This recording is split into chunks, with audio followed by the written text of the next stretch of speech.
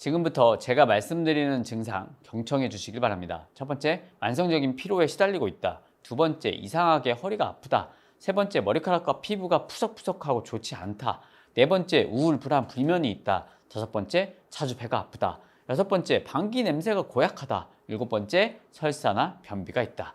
만약 이런 증상이 있다면요, 여러분의 몸은 장독소의 공격으로 전쟁터가 된 상황입니다.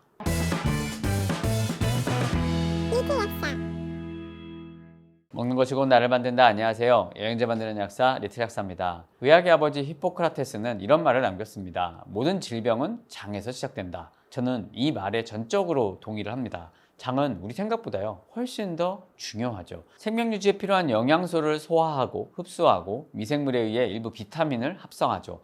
그리고 우리 몸속 면역세포의 80% 정도는 이 장에 분포하고 있습니다.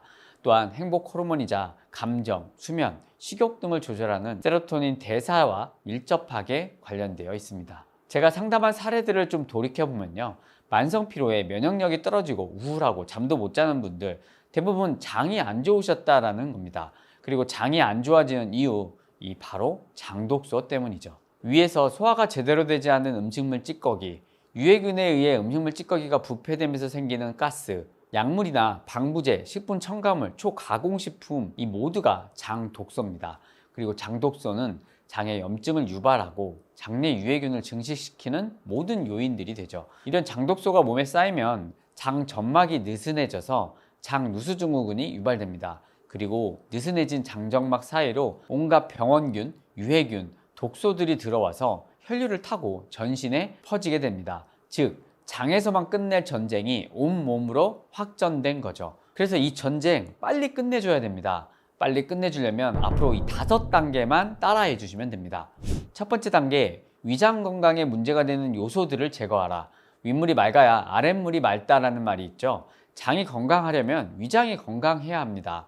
우선 나에게 맞지 않는 음식들을 제거해 보십시오. 아주 자세히 파악하려면 병원에서 알러지 검사를 해봐도 되는데요. 시간과 여유가 없다라고 하면 일단은 밀가루와 유제품부터 줄여보시길 바랍니다. 특히 밀가루의 분해물인 글리아린 단백질은요, 장 점막의 수분을 조절하는 이 조눌린이라는 물질에 영향을 크게 주기 때문에 다른 건 몰라도 밀가루만큼은 끊어주시는 게 좋습니다. 그 다음은 과증식된 세균이나 곰팡이를 제거해야 되는데요. 병원에서도 이 곰팡이나 세균 과증식이 의심되면 약물을 쓰기도 합니다. 그런데 사실 항균 작용을 하는 천연물질, 베르베린이나 오레가노 등도 쓸 수 있습니다. 다만 이러한 약물이나 천연물질들은 전문가와 상의 후에 이 사용 기간을 일정 기간만 쓰고 중단하시는 게 좋습니다.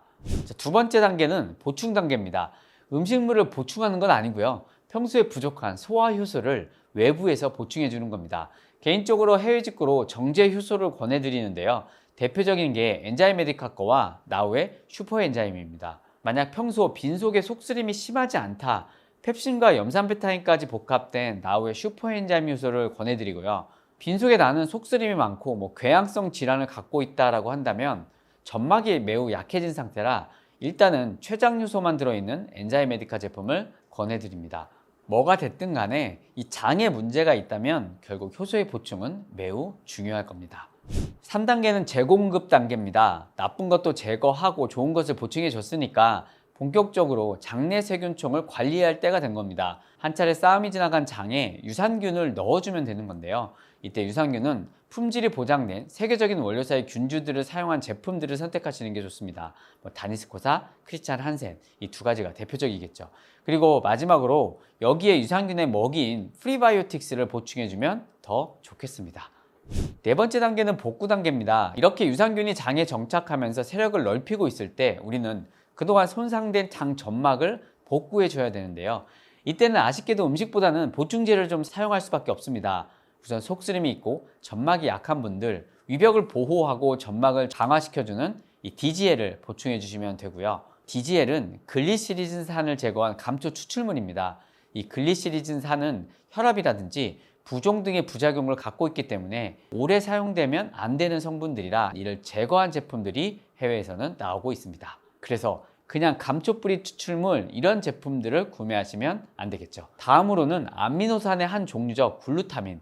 점막세포를 위해서요, 2에서 4g 정도를 보충해 주시면 되고요. 복구에 가장 또 중요한 건 염증을 억제하는 거기 때문에 생체 이용률이 높은 컬큐민도 이때 도움이 될 수 있습니다. 컬큐민은 임상 결과가 많은 이 메리바 원료 좋다는 거, 이 메리바 원료로 된 제품들 선택하시면 좋겠습니다. 마지막 5단계, 균형 회복 단계입니다. 사실 우리 위장관은 자율신경계와 굉장히 밀접하게 연결되어 있습니다. 자율신경이 항진되면 설사가 유발되고요. 위산이 과다하게 분비될 수가 있습니다. 반대로 저하가 되면 변비가 생기고 위산 분비가 적어지게 되죠. 그래서 자율신경계를 회복하기 위해 이 스트레스를 멀리 해야 됩니다. 이때는 그냥 누워서 쉬는 것보다는요, 자연을 산책하거나 조용한 곳에서 명상을 한번 해보시는 것도 좋습니다. 지금까지 장 독소와의 전쟁에서 승리하고 장내 염증을 없애기 위한 단계를 하나씩 알아봤습니다. 저도 어렸을 때 장이 정말 안 좋았습니다. 그래서 왜 장이 안 좋은지, 어떻게 해야 장을 편안하게 할 수 있는지, 건강하게 만들 수 있는지 많이 공부하고 실천도 해봤습니다. 그 결과 지금은 매일 같은 시간 화장실도 가고요.